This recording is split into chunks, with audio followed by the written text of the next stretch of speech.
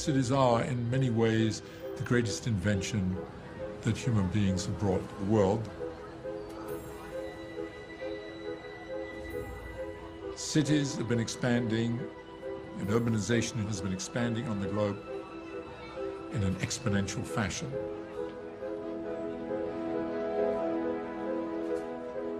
Most extraordinarily, we are urbanizing people on the planet at maybe 1.5 million people every week. In less than 2 months, there'll be the equivalent to another Los Angeles metropolitan area on this planet. This scale and speed of urbanization has never, ever happened in human history. This is the first time. When you look at what is being built in cities, you have endless, row after row of homogenizing towers. And you see more and more highways.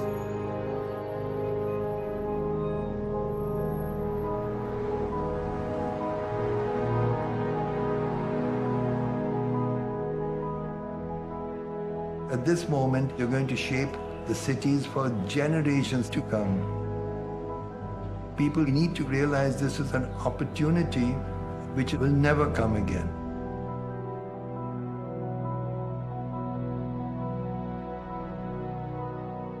There are a couple of ways of approaching the design of cities. The question is always, who decides what the physical form will be, how the city is going to function, and who is going to live in the city.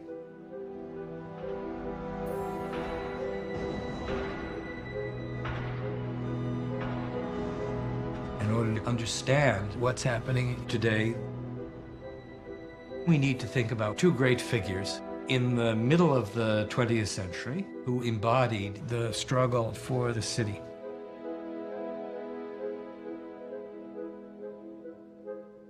The legendary power broker, Robert Moses, represented the authority of the great man who was going to come into the city with his carving knife and clear away the cancerous tissue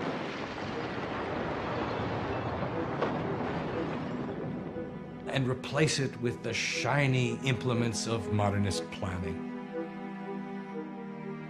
You have to move a lot of people out of the way of a big housing project or a slum clearance project. A lot of them are not going to like it. Many of them are misinformed. In opposition to the homogenizing clarity of Moses was Jane Jacobs. I have very little faith in even the kind of person who prefers to take a large overall view of things. Jacobs was an outsider. She believed the city is not about buildings, the city is about people. It is about public spaces and the street, and she stood up for that. She evolved both a theory of what made a good and just city and a theory of opposition to the kind of planning practice that Moses represented. There's a prudishness, a fear of life, a wish to direct things from some uncontaminated refuge that is part and parcel of their bad plan. They were famously at odds with each other. It really did become a war between opposing forces. Today, we're still fighting these battles across the world.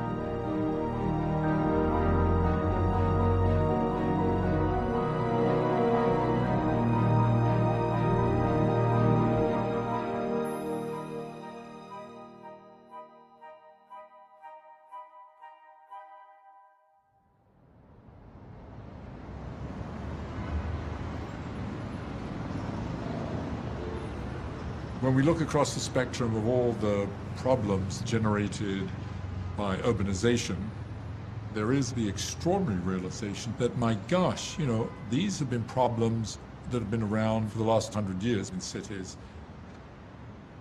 New York, of course, is the greatest example of that.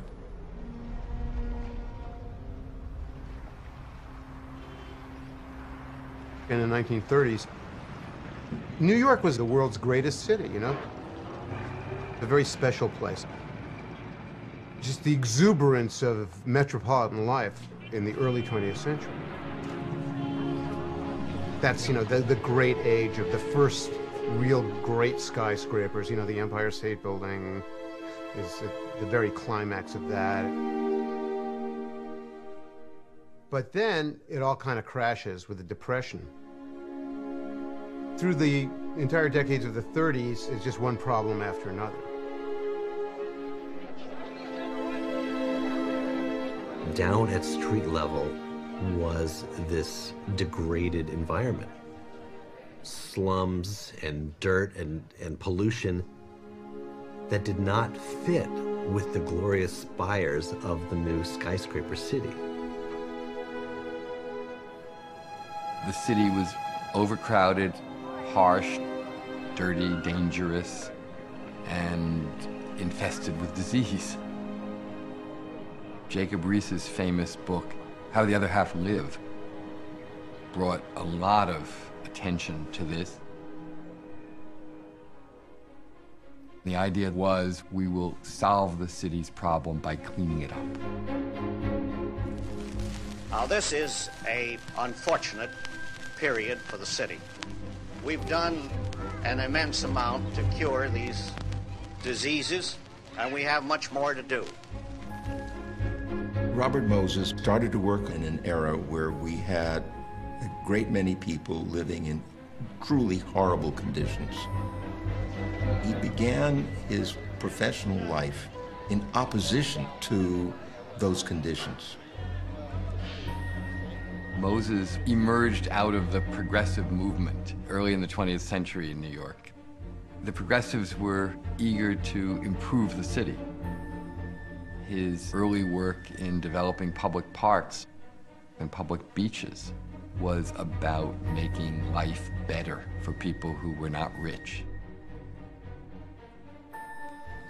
Now, if we don't clean out these slums, the central areas are going to rot. And it's all nonsense to say that the problem can be solved by rehabilitating and fixing up old law tenements. Can't be done. That problem we've got to face.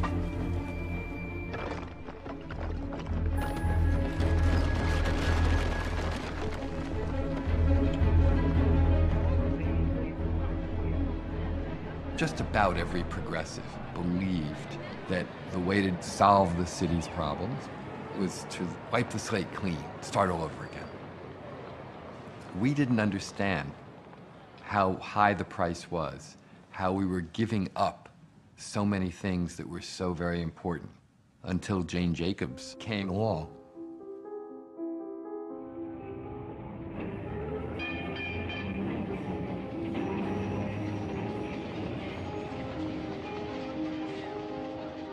Jane always would see in a city opportunities that existed there.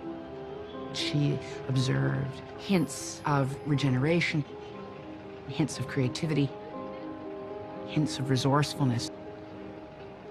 It was this life spring of people coming to make their way. I think that must have shaped her approach to the city. I just loved coming to New York. It was inexhaustible. Just to walk around its streets and wonder at it. So many streets different. So many neighborhoods different. So much going on. She lived in Greenwich Village and just viscerally felt the pulse of the city and was extraordinarily intuitive, was extremely observant. New York was a place where you don't have to be big and important and rich or have a great plot of land or a great development scheme or something like that to do something, and maybe even do something new and do something interesting. A place that has scope for all kinds of people.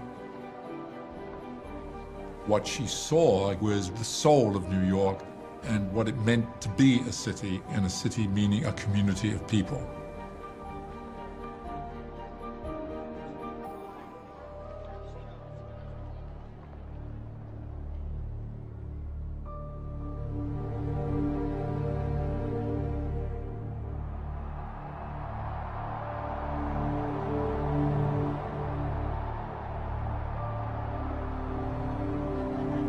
After the war, the most sensational thing that came was the full flowering of this vision of the expressway tower city.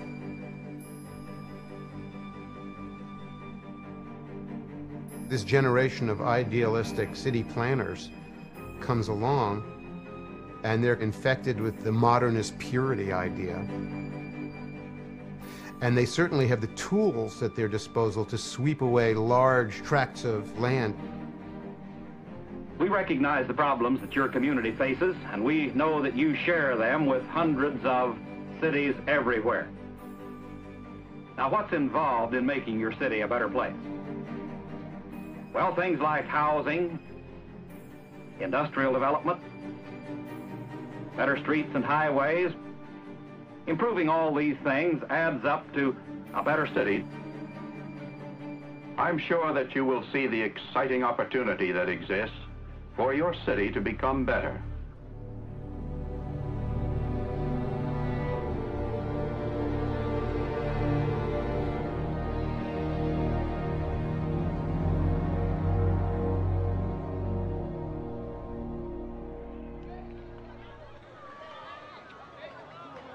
There was this emerging idea that crowded urban areas where people were kind of hanging out on the street, on their stoops, where there was a lot of poverty, that the way to deal with that problem was to effectively get rid of the streets. It was effectively to eliminate that sidewalk culture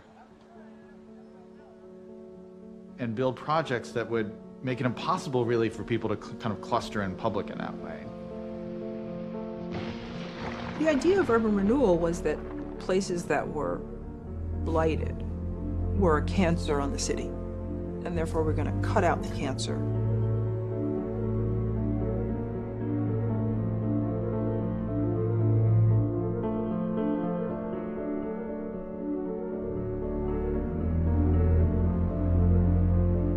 The planners conceiving these urban renewal projects are doing this from that godlike vantage point in the sky. To be able to look down, and you're able to imagine massive transformations.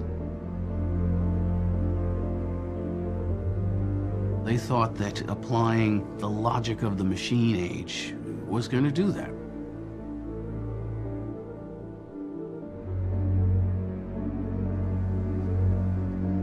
The problem had to be solved by some supervisor noticing where the slums were, noticing where the traffic was, and going in and bulldozing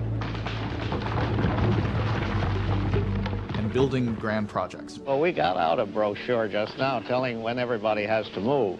Robert Moses was the great embodiment of this.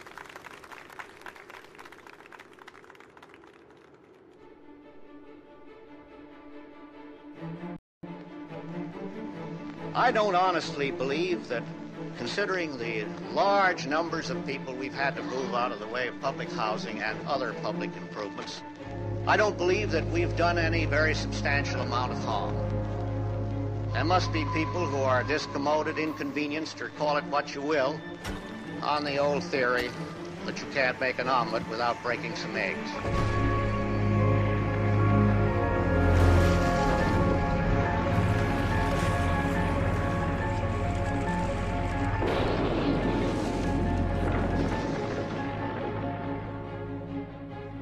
After the Second World War, Robert Moses began to amass power.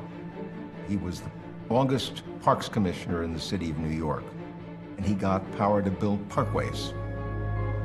He was appointed the city's construction coordinator. He built thousands of apartments. He became urban renewal czar, the head of the mayor's committee on slum clearance.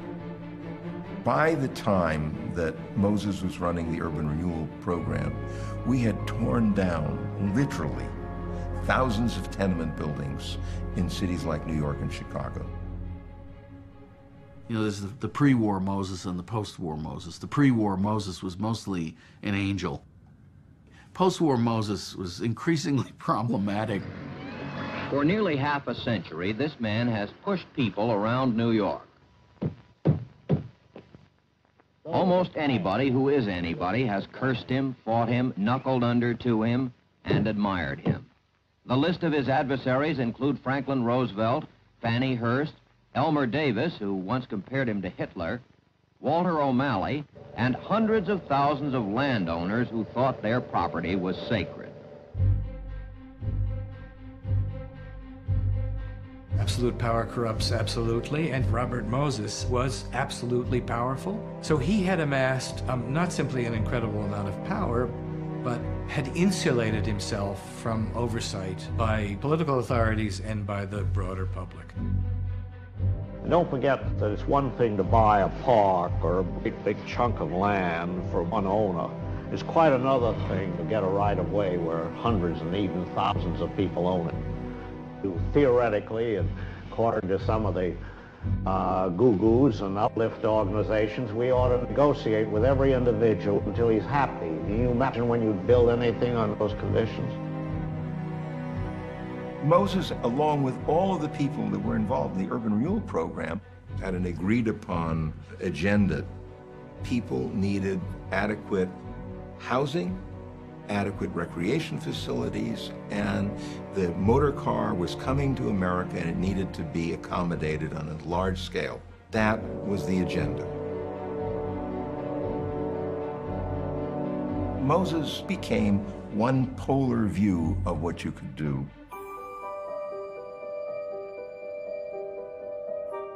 Until all of a sudden, there was an alternative. Jane Jacobs has, in The Death and Life of Great American Cities, written a book that advances with the controlled and implacable power of a bulldozer against modern orthodox city planning and rebuilding. I first began to look into city planning and housing, and it was unbelievably awful, insane. When Death and Life comes out in the 60s, it's a clarion call. It's Martin Luther nailing those 95 theses to the cathedral door. The book is really the first cogent, accessible articulation of a whole set of ideas that questions the mainstream thinking about our cities. She is constantly probing. By that example, she's saying, you, reader, you have the ability to question. Look what we have built. Low-income projects that become worse centers of delinquency, vandalism, and general social hopelessness than the slums they were supposed to replace. Middle-income housing projects, which are truly marvels of dullness and regimentation. Sealed against any buoyancy or vitality of city life. Luxury housing projects that mitigate their inanity, or try to, with a vapid vulgarity. Cultural centers that are unable to support a good bookstore. Civic centers that are avoided by everyone but bums who have fewer choices of loitering place than others. Expressways that eviscerate great cities. This is not the rebuilding of cities. This is the sacking of cities.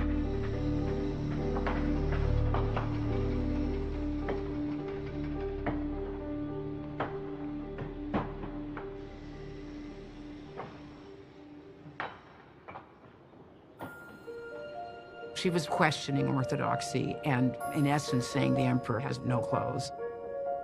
At a time when women were not welcomed in those kinds of environments. If you want to see what kind of a city can flourish, you need to look at the cities where it's happening. There must be a lot of diversity, continually building up, diversity of kinds of work. Diversity of kinds of people. She revealed the way to create better cities is by working with the people who live there and the fabric that existed. The traditional fabric that people inhabited. There have to be areas of the city which people use a lot, walking on the streets, and use at all times of day. Jane understood neighborhoods need lots of connections, short blocks, lots of turns, allowing different kinds of interaction. Neighborhoods need a mix of buildings, old and new. They need diverse uses 24/7 so that they're safer. Constant connection with neighborhoods around so that you're not isolated. You need public spaces that are accessible to people. It's all a great network in a city. It's all related. She observed these early qualities at a time when housing was being built in completely the opposite direction. They were isolating communities. They were creating dead-end streets. They were separating work uses and recreation and residential uses. She was explaining how life worked.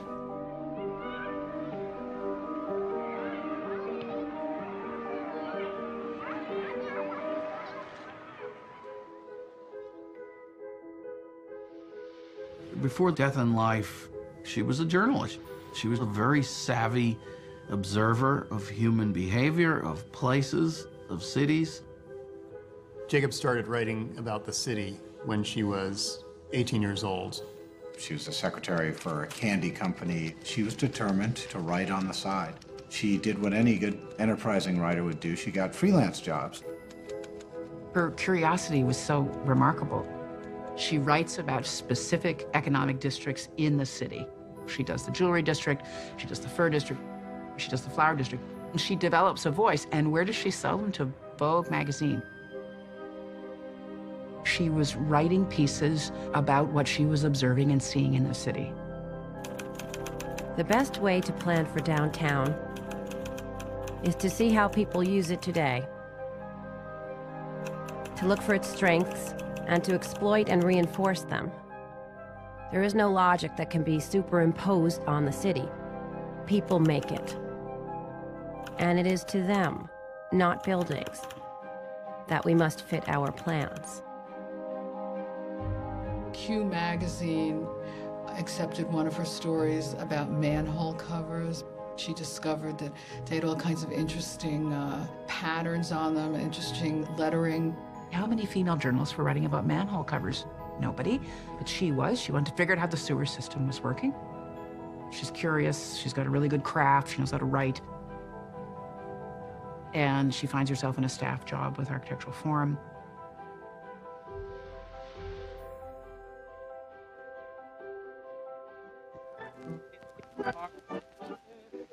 Mrs. Jacobs, an associate editor of the magazine Architectural Forum, has been in New York for 27 years and loves it.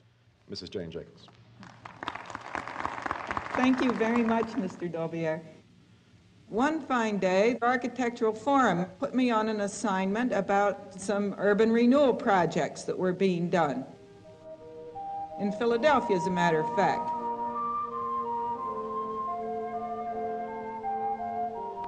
We have found in our work in rebuilding Philadelphia that a central design idea, well developed and clearly expressed, can of itself become a major creative force and can make more meaningful the work of individual architects in various parts of an area.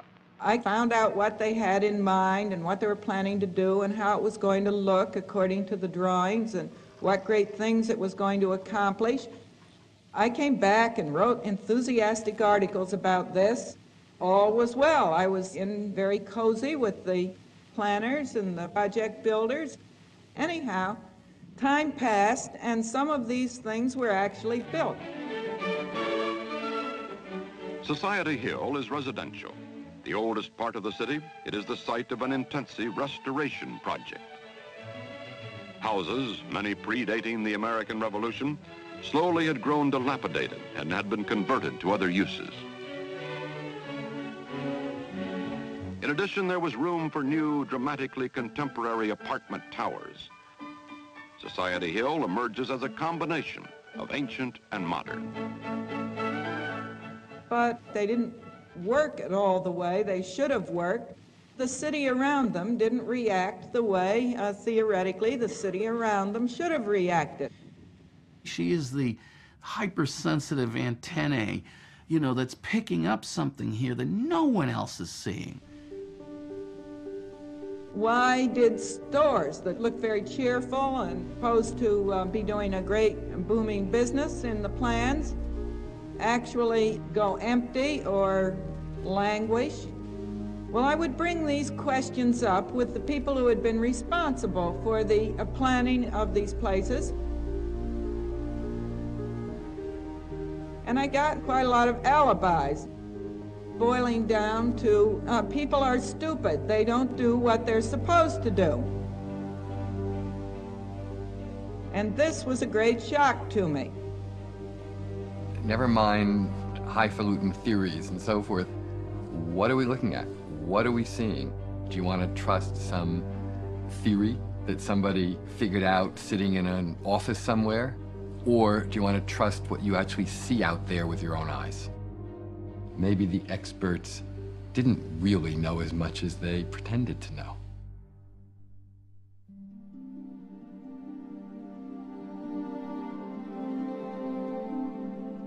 About this time, a gentleman came into the office of the Architectural Forum. He was very much worried about East Harlem.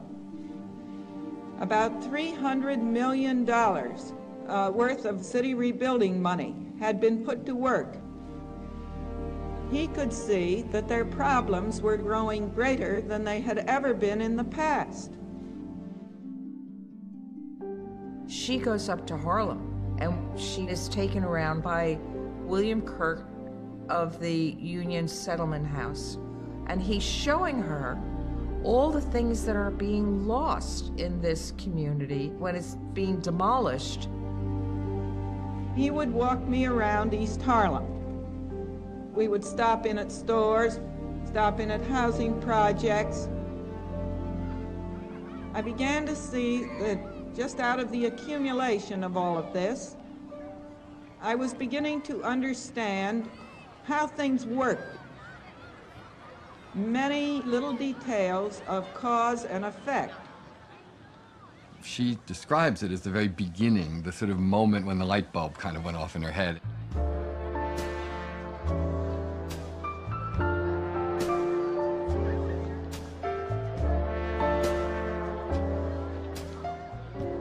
What I was seeing, in fact, was what makes the very intricate order of the city. This has to do with a quality that's called, rather vaguely, urbanism.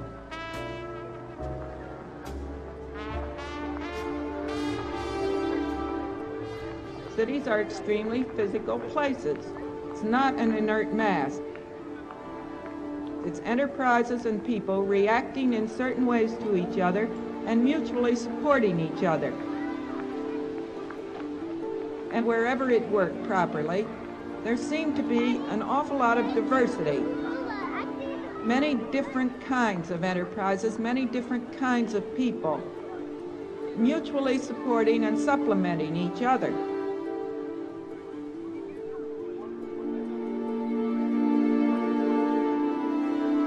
Jane Jacobs is thinking about how does a neighborhood work?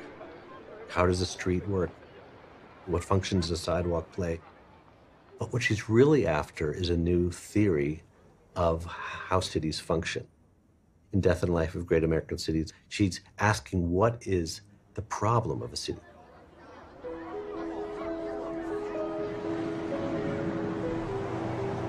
She argues a city is a problem of organized complexity.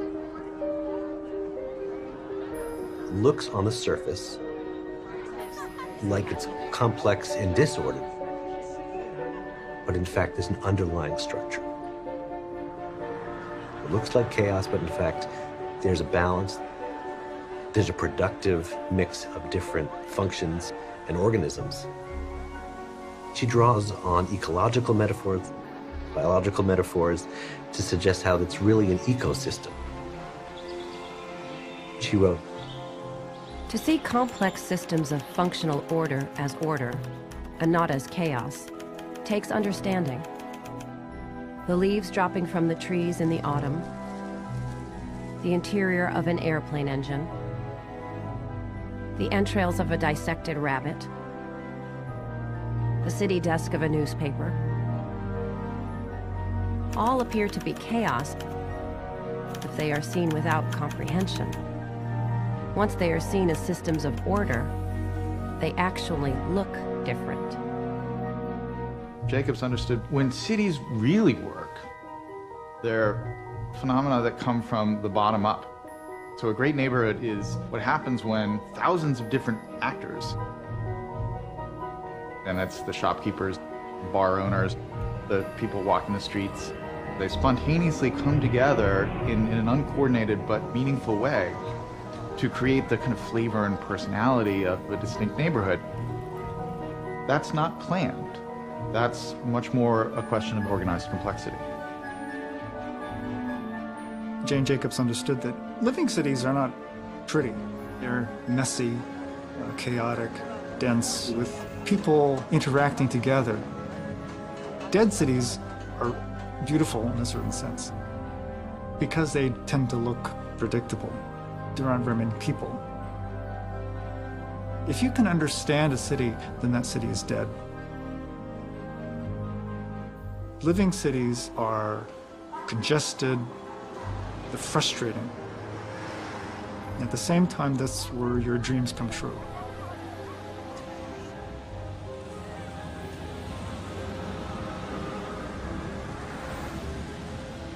Planners, they don't see any of the wondrous human qualities that Jacobs is seeing. The very forms of urbanism that she wrote about, the urban renewalists sought to destroy.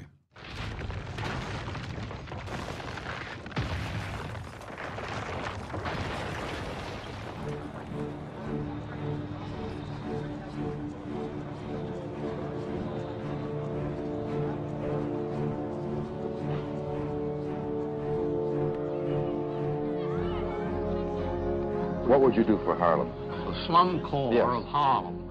I'd take that and all the other similar slums. I'd tear them all out, every bit of them.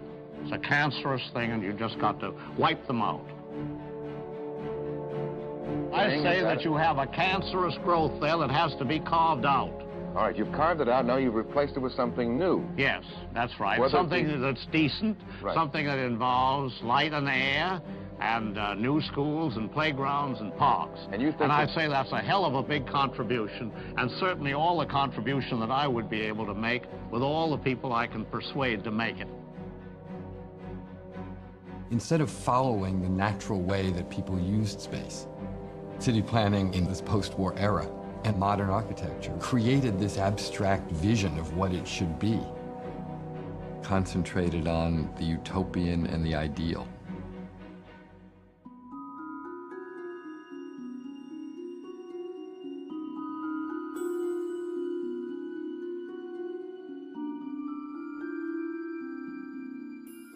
In the 1920s, you get the rise of this curious, mystical figure out of Switzerland who calls himself Le Corbusier.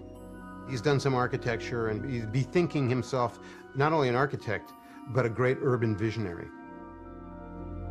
The real gestation of his ideas about modernist urbanism, that came as a result of riding in an airplane over Paris.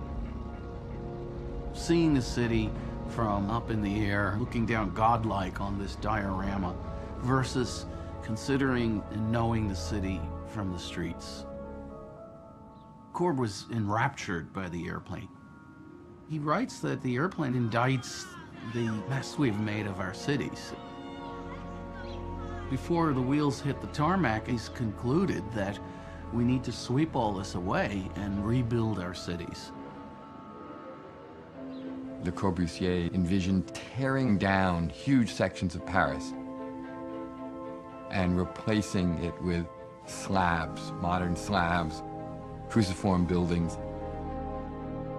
He proposed superhighways that went through green open space. And they were going to terminate in superblocks. And the superblocks had high-rise buildings. And the high-rise buildings were so that people could have light and air and they could get out of the slums. And he was thoroughly of the opinion that if you had good architecture, the lives of people would be improved, and that architecture improved people, and people would improve architecture until perfectibility would descend on us like the Holy Ghost, and we'd be happy forever after. Corb did this plan and made his models, and it excited a lot of people. But in France, they weren't so excited. The idea of the Ville Réduce and the tower in a park ended up moving to America just like the rest of modernism did.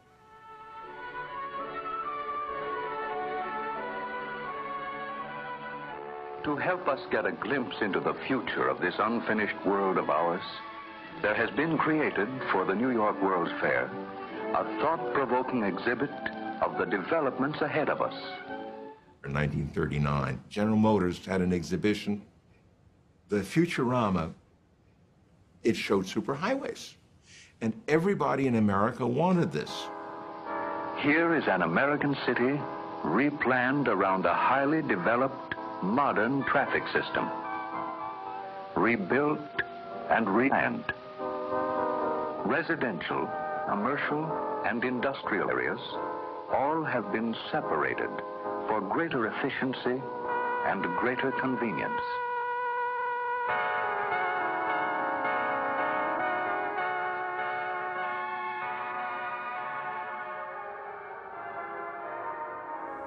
The 39 World's Fair in New York was a Corbusier event. It celebrated that style. And so, we see some suggestion of the things to come. A world with a future in which all of us are tremendously interested. Because that is where we are going to spend the rest of our lives. In a future which can be whatever we propose to make it.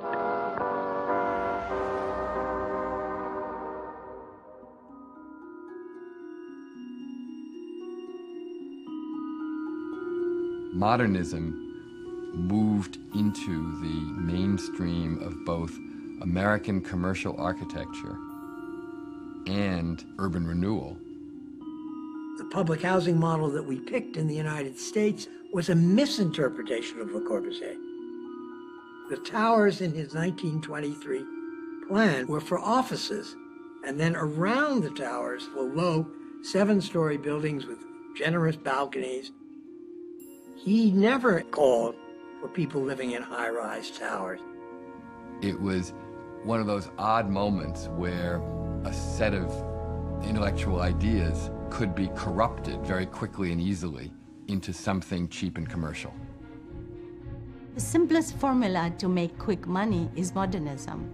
It was very cheap, very quick to produce, and could suddenly enable huge amounts of building to happen very quickly. And Robert Moses totally understood that. The one thing missing completely from that vision is streets. And the idea that a street is something you actually walk on, and a street is a place where things happen. Jane Jacobs saw that at a time when everybody else was thinking the sidewalk was a kind of foolish leftover of another age.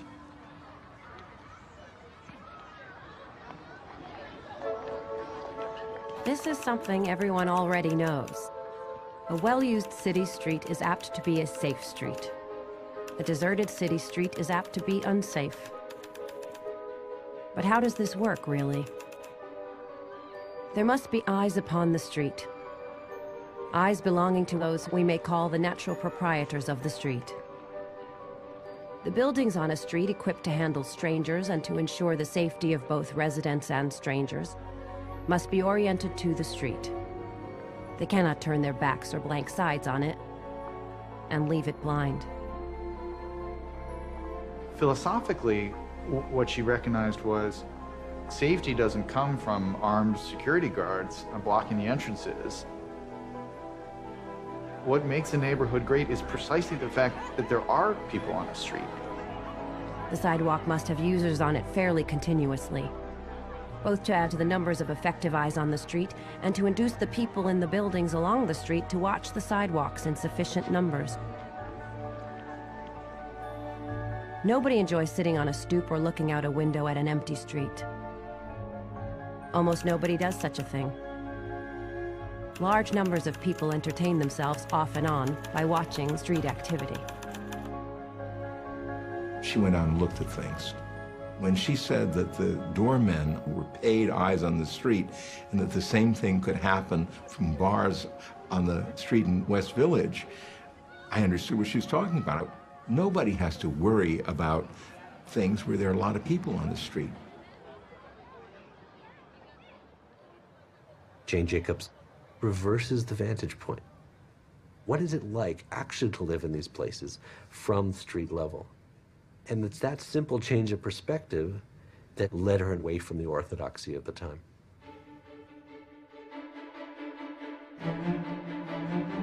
Robert Moses had no interest really in paying attention to what was there in neighborhoods. What was there he viewed as simply an obstacle to what he wanted to make happen. People oppose Moses all the time. Whether he wanted Lincoln Center for the performing arts, a bridge across the entrance to New York Harbor, a parking lot where mothers aired their babies in Central Park, a highway down the spine of Fire Island, or one through the middle of Washington Square, vehement opposition was what he expected and what he got. Oh, opposition to everything that's progressive, everything that's new.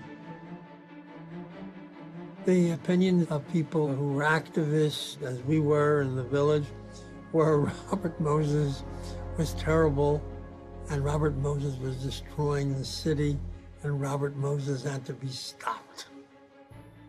Jane got involved in several efforts to stop Robert Moses from ripping the city to pieces, starting with his attempt to run Fifth Avenue down through Washington Square.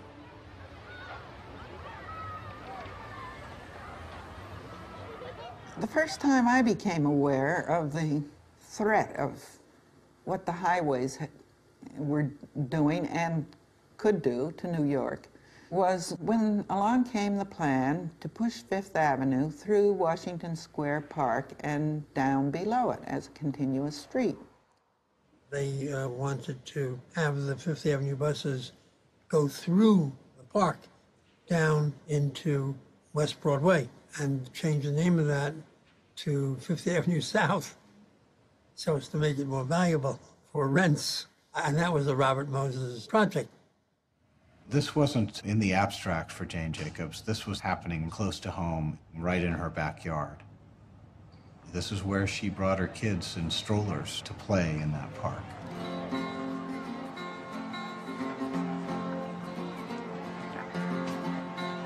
It was the campus for a university.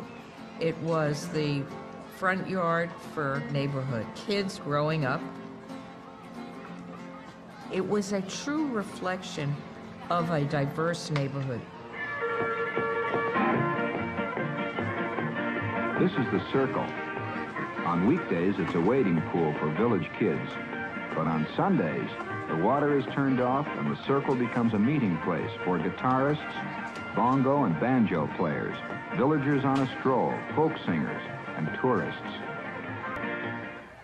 To me and to many others, we were outraged about a road going through Washington Square, and we were going to save Washington Square Park. Washington Square was really Jane Jacobs' beginning as a civic activist. All of the activists, myself included, were involved in trying to stop that.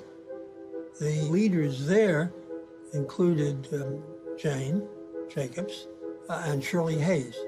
Shirley Hayes and Edith Lyons were the two women who started the fight against the roadway in Washington Square Park.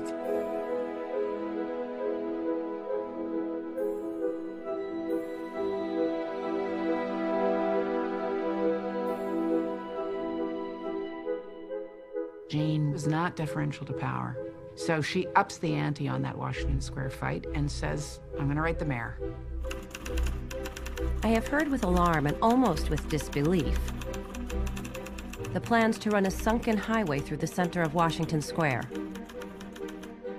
My husband and I are amongst the citizens who truly believe in New York, to the extent that we have bought a home in the heart of the city and remodeled it with a lot of hard work. It is very discouraging to do our best to make the city more habitable, and then to learn that the city itself is thinking up schemes to make it uninhabitable.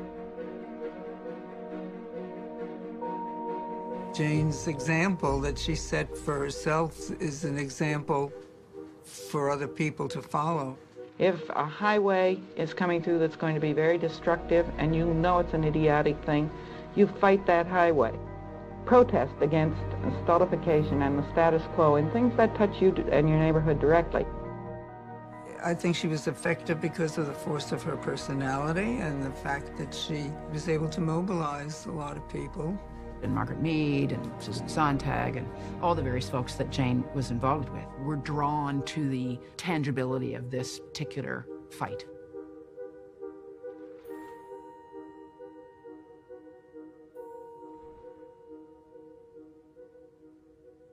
You get too many critics, you get too many mud throwers, too many people who foul their nest, and that's our trouble. Too many people sitting around calling names, like Mumford, people that, what do they contribute? If you had any problem to solve, any difficulty, you never call upon them. Call upon them for four-letter words. They only have very good vocabulary in my book. Robert Moses wasn't used to anybody saying no to him. He'd fire off these letters to people of Greenwich Village. I realized that in the process of rebuilding south of Washington Square, there would be cries of anguish from those who are honestly convinced the Sistine Madonna was painted in the basement of one of the old buildings there, not presently occupied by a cabaret or speakeasy. That Michelangelo's David was fashioned in a garret in the same neighborhood, and that anyone who lays hands on these sacred landmarks will be executed if he has not already been struck down by a bolt from heaven. They managed to show Moses as this bully, and they got a lot of important people on their side, including Eleanor Roosevelt. I would feel very strongly that destroying the square by putting a large artery for traffic through the square would harm not only the square itself, but the whole neighborhood and really the city. I'm not opposed to change. In fact, I believe in change. But I think that good tradition has to be preserved. Jacobs was a brilliant strategist when it came to civil action. She had a real sense for the photo op.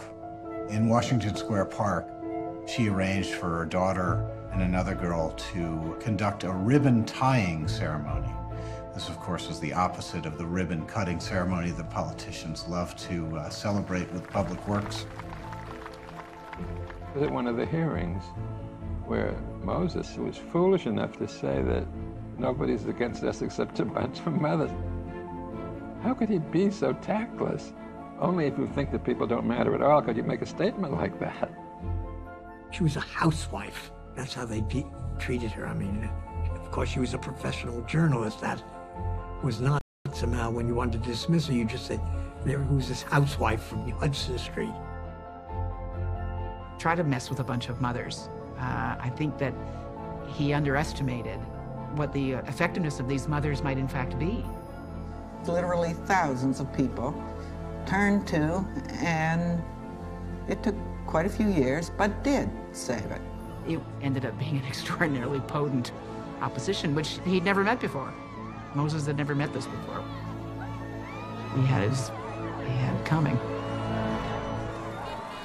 Washington Square Park was certainly the first public defeat for Robert Moses, and it was a major chink in his armor. The battle over Washington Square is Jane's first taste of victory. Not long after the Washington Square victory, Death and Life is published. And Bennett Cerf, head of Random House, sends a copy to Robert Moses. And Moses sends it back. I am returning the book you sent me. Aside from the fact it is intemperate and inaccurate, it is also libelous. I call your attention, for example, to page 131. Robert Moses has made an art of using control of public money to get his way with those whom the voters elect and depend on to represent their frequently opposing interests. This is, of course, in other guises, an old sad story of democratic government. He didn't even want to recognize the existence of the book or of Jane. Others were also not charitable, including Louis Mumford. Louis Mumford, the great architectural critic for The New Yorker, his famous review of her book had the title, Mother Jacobs' Home Remedies. He's immediately telling you Jane Jacobs was just this sweet old lady trying to get some homeopathic medicine into the city instead of doing the serious surgery that a real doctor would do. Right around the time of Death and Life of Great American Cities, ironically, her own neighborhood of the West Village, the very neighborhood that she had proclaimed as a model for what neighborhoods could be, was earmarked for urban renewal.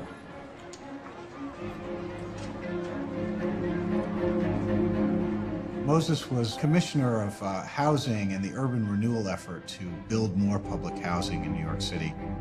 He actually stepped down from that position, but before he did, he designated the West Village as eligible for slum designation.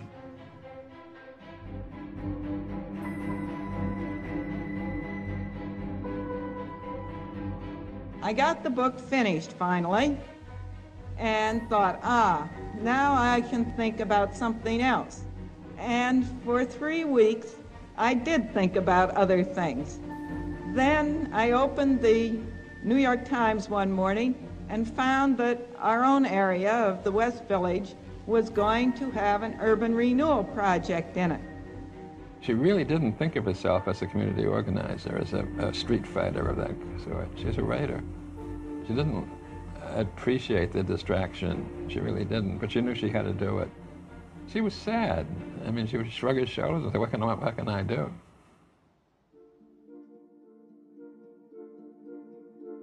You know that thing about an inert object? Well, there is nothing more inert than a government bureau. There is nothing more inert than a planning office. It gets going in one direction and it is never going to change of its own accord. So I suddenly had to put into practice my own premises that if anything was going to happen to reverse the way things were being done, and the citizens had to take some initiative and the citizens had to frustrate the planners. I thereupon began to devote myself to frustrating planners. And so did the whole neighborhood.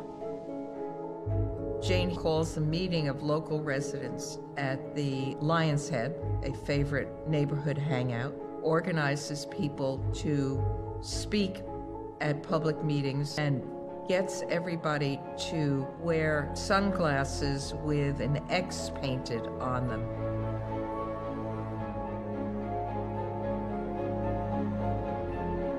They were fairly sophisticated, I think, in the tactics that they would employ. And they're tackling somebody who's been writing for a living for a couple of decades and knows how to make an argument. We all knew one another, and we were constantly planning on how to get the mayor on our side and how to threaten him. And we did. We got him on our side. She filed a lawsuit against the city of New York to try to block the urban renewal plan.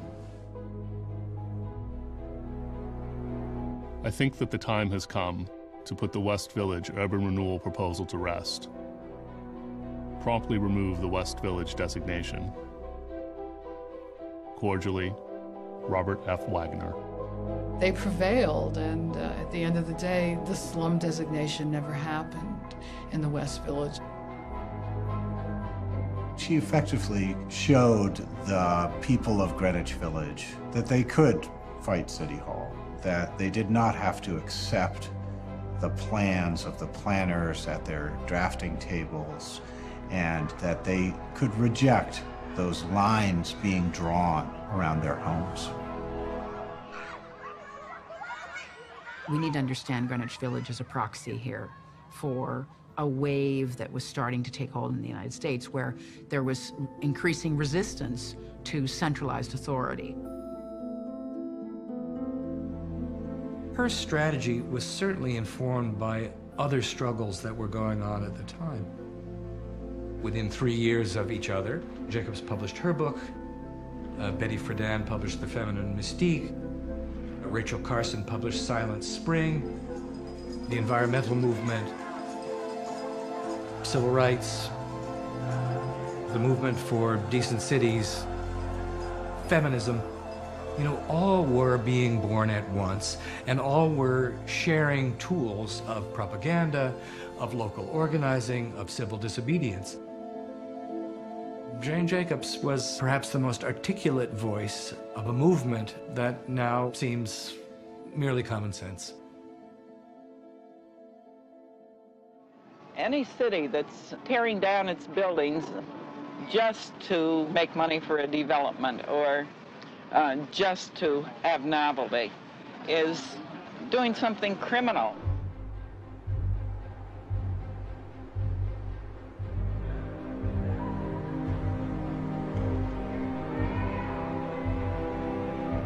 Fellow who gets up in the upper stories of a public housing project where he has a view. What's the matter with him? He got a nice place to live, hasn't he? I think that the objection that some might have was that the view is just of another housing development and another highway. Oh, no. No, I don't concede that.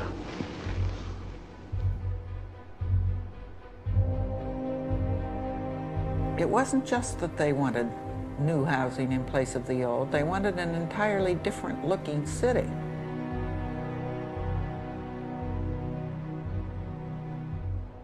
Robert Moses and his constituency wanted it all to be very simplified, very sterilized. It was the hubris of Moses and his ilk. The idea that we're going to rearrange the spaces and therefore we're going to rearrange the social relations. It had to do with this towers in the park mentality. It had to do with the creation of a new form of ghetto. Whole downtowns were being bulldozed in the name of people, but not for the people. They were destroying lives and replacing them with these housing projects. And why? Because it was making a lot of people a lot of money. It was making developers a lot of money, politicians a lot of money, and it was fast money. So they kept doing it over and over and over again in cities all over the country. It was several years after Robert Moses had begun building these projects that the other cities caught up.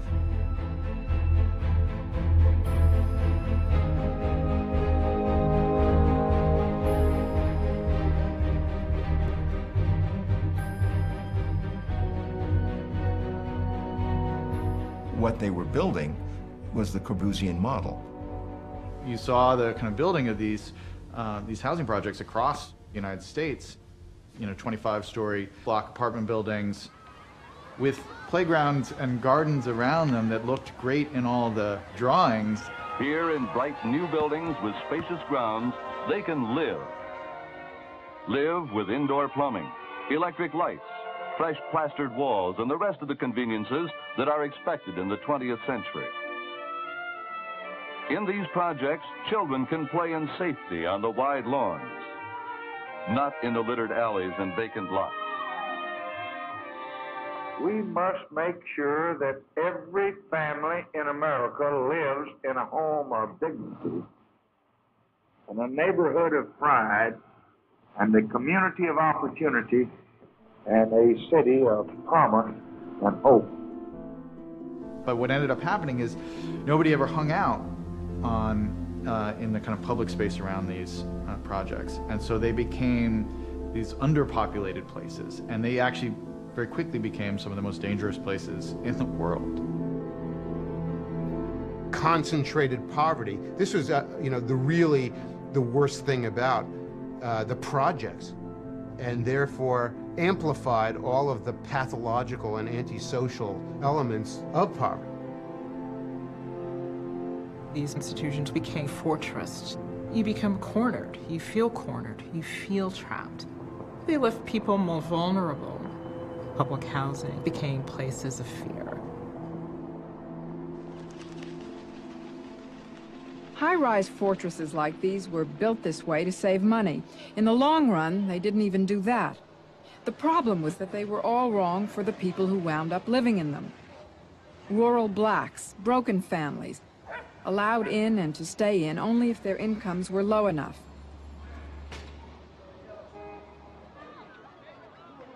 Most cities now are engaged in something called urban renewal, which means moving the Negroes out. It means Negro removal. That is what it means. And the federal government is an accomplice to this fact. Now we're talking about human beings. There's not such a thing as a monolithic wall or, some abstraction called the Negro problem. These are Negro boys and girls who at 16 and 17 don't believe the country means anything that it says and don't feel they have any place here. The phrase urban renewal is Negro removal was an acknowledgement by African Americans that this was an assault. Removal is in a sense of out, over there, away, far away, someplace inhospitable where you can just die. And a huge part of what happened to people was that they were put in inhospitable places. And African Americans were put in at the margins of the city in places that could barely support the vital kind of life that people need to prosper. It's as though the builders have not realized that children would be living there. Nor do they foresee the crime, the vandalism, which is really the acting out of rage and self-loathing that can make people want to destroy their own property. People had lived in communities that were messy, but they worked. People had social capitals. People watched each other's child when somebody was not there. All this was actually taken away. People had no investment emotionally. People resented these projects that had been built for them because they were poor. So you see a lot of windows broken out, but they all weren't broken out by children throwing rocks. And what's more natural than children throwing rocks? They don't have nothing else to do.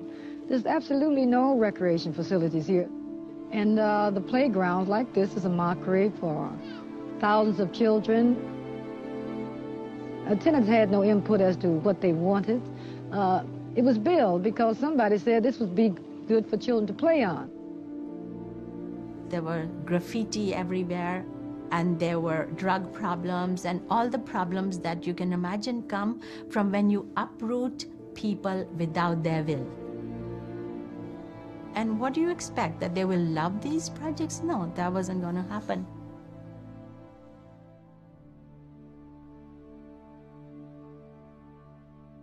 Through which I go, if you really see an aerial view of it, those buildings were spaced quite a distance apart. If you took them and threw them on their faces, which is where they should have fallen, you would get lovely housing 20 feet high. You can take a look at a little exercise here that if these towers, the slabs, are removed from the towers, you begin to see a different attitude of what is visible. You begin to see through the site as opposed to looking at a slab of buildings running. One thing the tenants are really stressing is for a low-rise building closer to a home, something that they can relate to. What we're trying to do here is to take a given situation and try to bring it back to a community where people would want to live.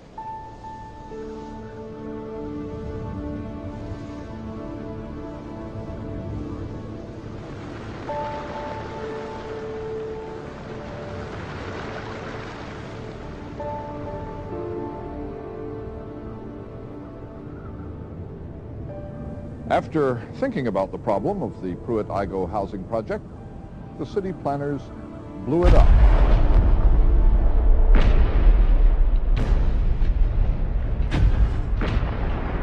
Just dynamited it away.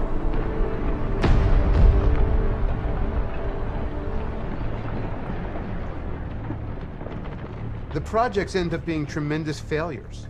You know, we know all about that failure now. And everywhere they existed 30, 40 years later, they're all being torn down.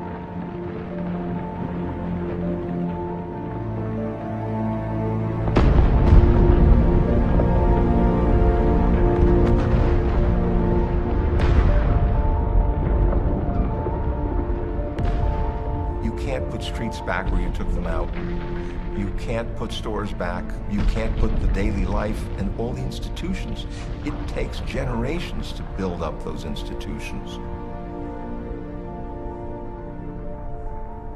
That's what was eliminated by these projects.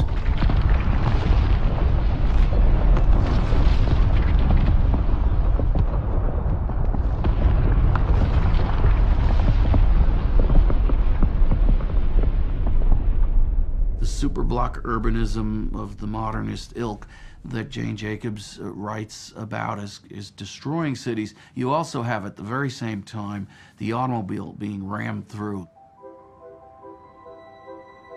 This causes as many problems as the urban renewal projects. The most profound influence on the city in the last 100 years has been the automobile. The decision made almost inevitably was to drive the freeways, the interstate system, right through the cities and through neighborhoods whose value city elites and developers wanted to ultimately reclaim. We wouldn't have any American economy without the automobile business. That's literally true. We believe that this is a great industry that has to go on and has to keep on turning out cars and trucks and buses. Then there have to be places for them to run. There have to be modern roads. The first of Moses' commandments for progress is, "Thou shalt drive."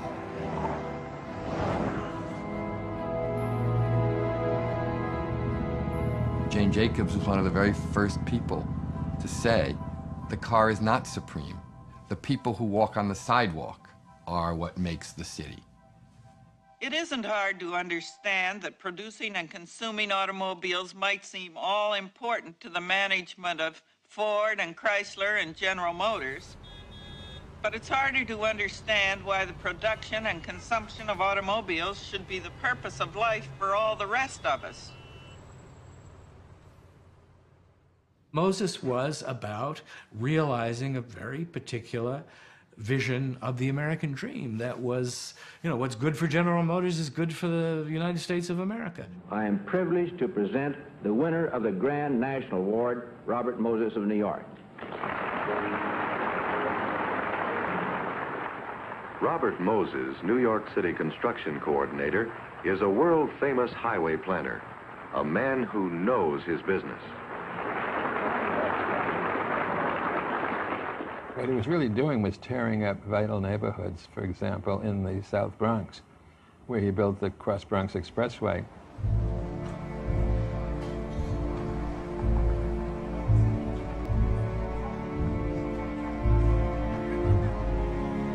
This is the single most destructive decision ever made about U.S. cities.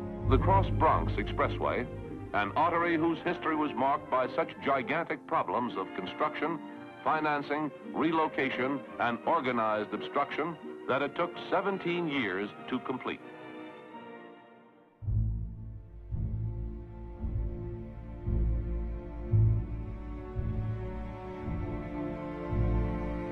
The Cross-Bronx Expressway ripped through the heart and the middle of the Bronx, creating what was a wall between what eventually was known as the northern and the southern part of the Bronx. Robert Moses thought he could get away with anything. Who's going to stop him? He's got all the city politicians around his side because he's bringing in a lot of federal money from the federal highway program. And that gets passed around. Today, our greatest single problem is tenant removal.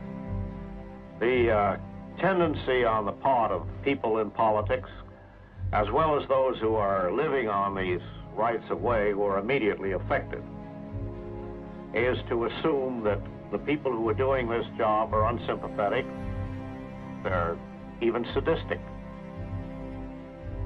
Well, of course, that isn't the truth at all. When Moses would ram the cross-Bronx Expressway through, it was not just breaking down the physical structure of that borough, literally, so south and north become different, but the community.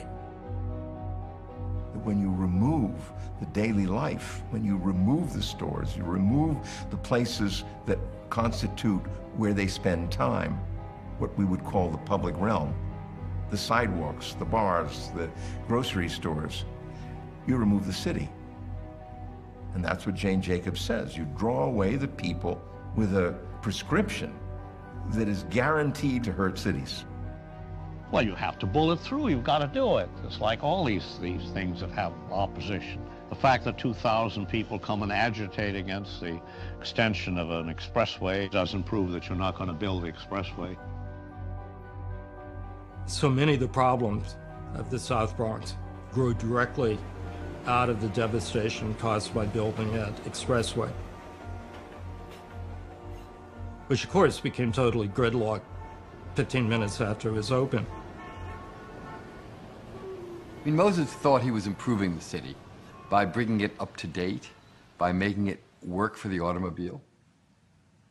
And as it became clear that urban highways were in fact profoundly destructive, it really became a battle between opposing forces.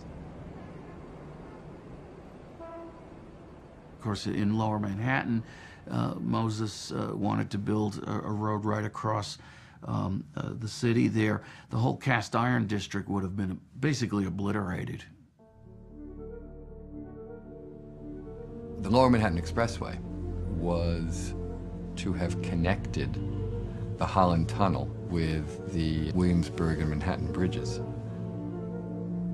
It would have destroyed most of Soho. We would have lost one of the greatest inventories of 19th century buildings, not just in New York, but in the world.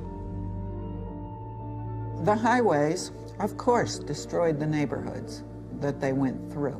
Where was this going to end? The whole place was going to be laced with highways. What would we have left of Manhattan? On any day of the week, if you walk along Canal Street, and it's often faster than riding, this is what you'll see: the crush of endless waiting traffic. Now look at the solution: the Lower Manhattan Expressway. Only practical highway crossings serving the Lower Manhattan commercial and business districts. Can we afford to let one section of our city slowly strangle in hopeless traffic congestion? There was an awful campaign against that neighborhood. It was called Hell's 100 Acres. A bottled up, stagnating section of the city. No new private buildings erected in 30 years. A valley of economic depression. The need is urgent. We must have a Lower Manhattan Expressway now. The local priest at a church on Broome Street had heard about Jane's successful defenses fighting Moses and asked if she could help. Father, what effect do you feel that the expressway will have on the neighborhood? Well, the expressway will destroy the neighborhood.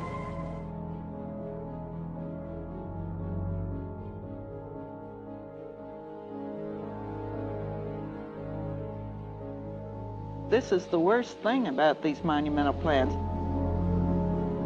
There is no way there that old buildings can easily be torn down, new ones put up, old things adapted to different use.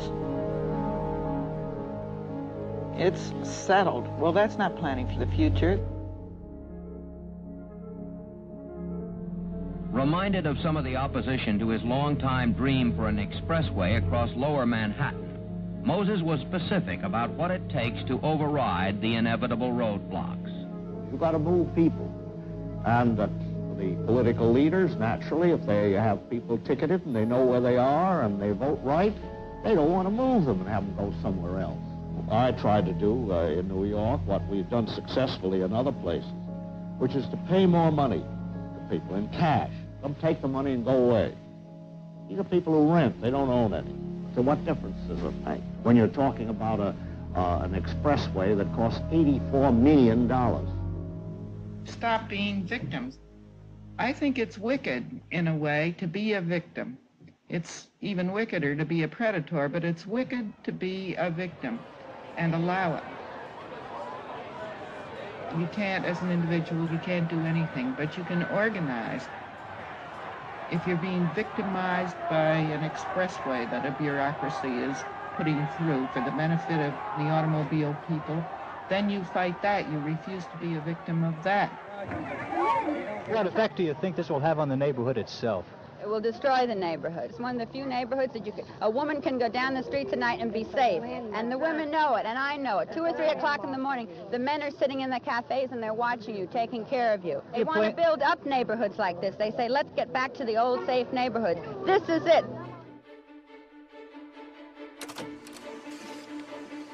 Memorandum to Arthur Hotchkiss from Robert Moses. The Lower Manhattan will move very soon. Please keep an eye on it. Mr. Simon, are you saying that they're trying to sneak it through? I would say it's a sleeper.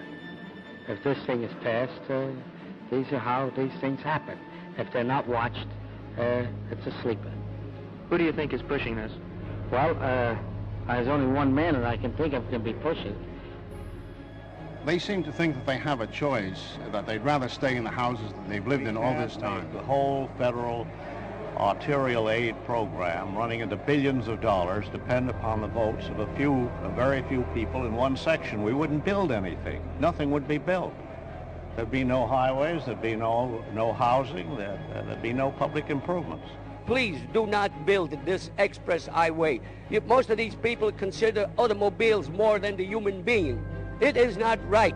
I think it's awful. I don't think it's fair. I don't think it's very good. Because I live there, I look at my window, the truck, the car and everything. They don't need expressway. What are they going to do? Throw me in the street? After 51 years, I'm citizen and everything.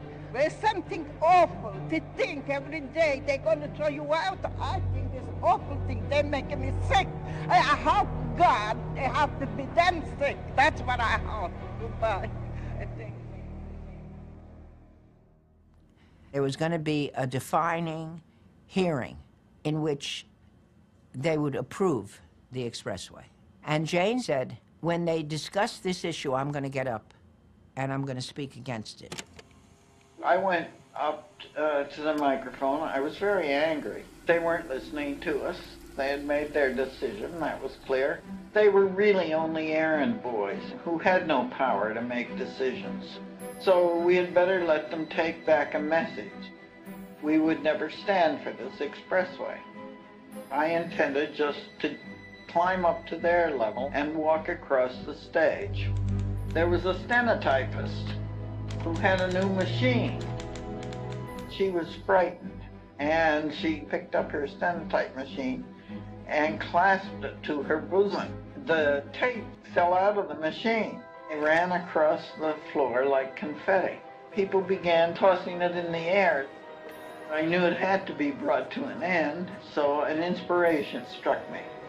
I said, there is no hearing because the record is gone, and without a record, there can't be a hearing. The chief state person was saying, arrest that woman, arrest that woman.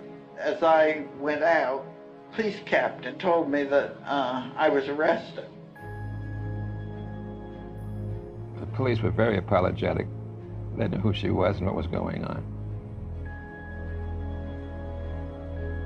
She was charged with 3 felonies, which was pretty rotten for what she did. What did she do? She didn't hurt anybody. She became the hero, and the politics just shifted at that point. Board of Estimate in executive session today voted unanimously to turn down the proposal for a Lower Manhattan Expressway. The board, please.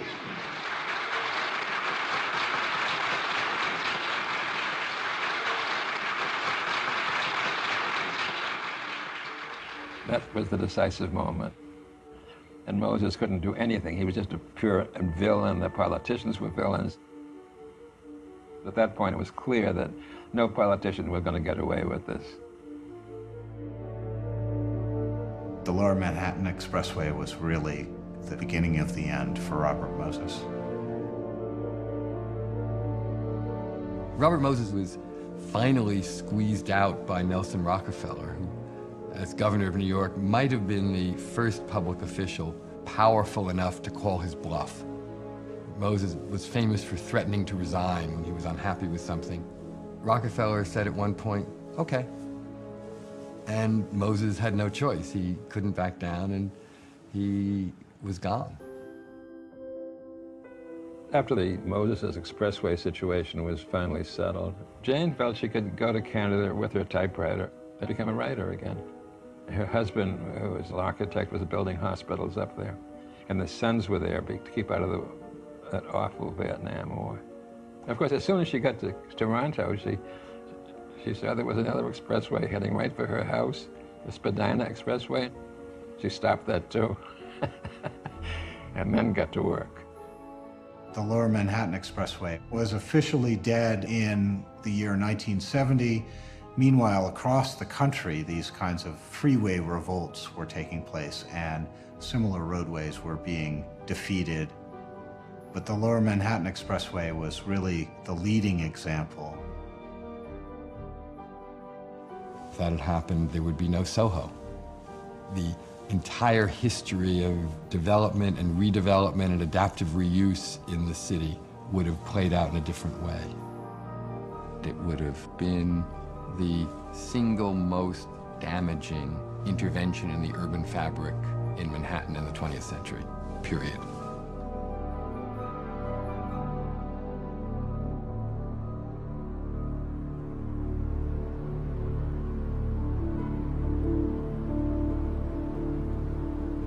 A city is not just a physical object.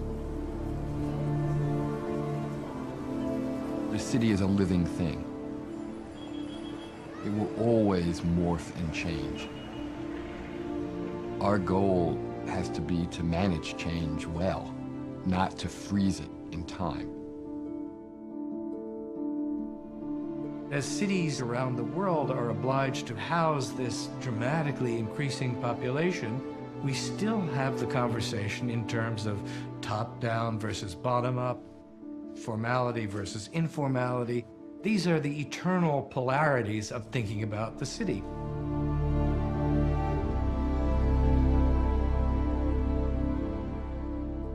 If you go to China, you see huge swaths of farmland that are now being urbanized in exactly the model that America used in 1950s, and we know that it failed. China today is Moses on steroids, you know, and the notion that Moses could not have conceived of this extraordinary scaling up of what it means to build. In that sense, history has outdone him. These isolated developments with hundreds of similar looking blocks with no urbanism, no street. Who can live in them, and how would you live in them? What they're building today, I think, is the slums of the future. And they're made in concrete. They're going to last at least 60 years. We're condemning future generations to an absolute world without hope.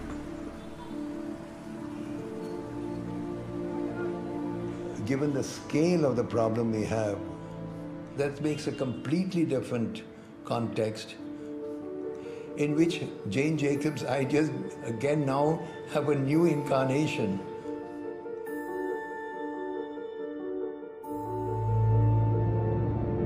It is so easy to blame the decay of cities on traffic. or immigrants, or the whimsies of the middle class. The decay of cities goes deeper and is more complicated. It goes right down to what we think we want and to our ignorance about how cities work. With the amount of people who now need to live in cities, you have to accept that you're going to need more density. But a lot of densely built up terrain is not a city. If one were to build a city, no matter how fast it is, without building a great public realm, you don't have a city. That's what Jane Jacobs talks about. Historically, solutions to city problems have very seldom come from the top. They come from people who understand the problems firsthand because they're living with them, and who have new and ingenious and often very offbeat ideas of how to solve them.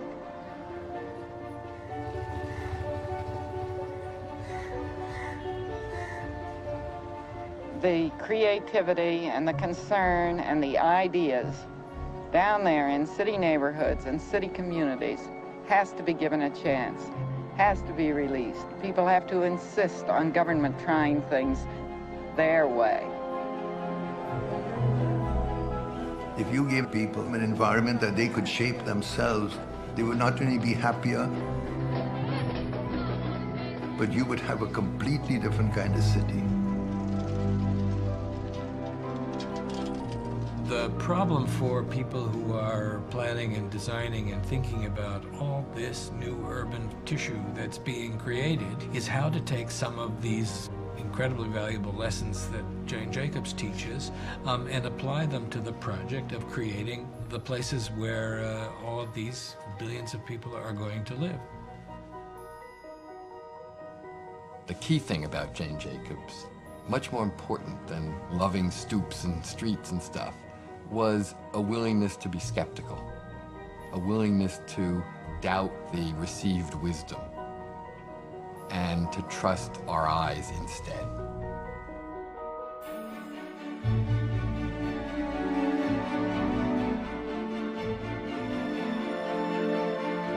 Under the seeming disorder of the old city, wherever the old city is working successfully, is a marvelous order for maintaining the safety of the street and the freedom of the city. It is a complex order. This order is all composed of movement and change.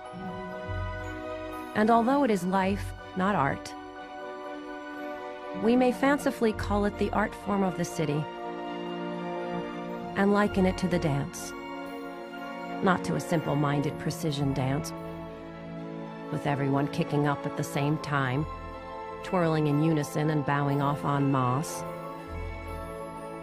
but to an intricate ballet in which the individual dancers and ensembles all have distinctive parts, which miraculously reinforce each other and compose an orderly whole.